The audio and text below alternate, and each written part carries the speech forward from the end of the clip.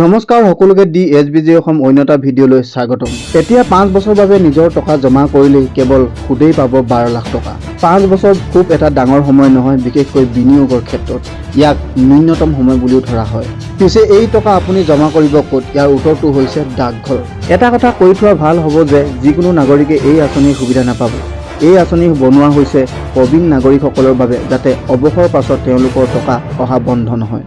অৱসৰ সময়ত হাতলৈ বহু পৰিমাণৰ টকা আহে যদিও সেয়া বিনিয়োগ নকৰিলে কেইটামান বছৰ পাছত জমা শূন্য হৈ পৰে। সেইবাবে প্ৰবীণ নাগৰিকসকলৰ বাবে পোষ্ট অফিচৰ এই চিনিয়ৰ চিটিজেন ছেভিংছ স্কিম আঁচনি। এই আঁচনিৰ ম্যাদ হ'ল 5 বছৰ, কিন্তু পিছত বিচাৰিলেও সেয়া আৰু 3 বছৰ বৃদ্ধি কৰি ল'ব পাৰে।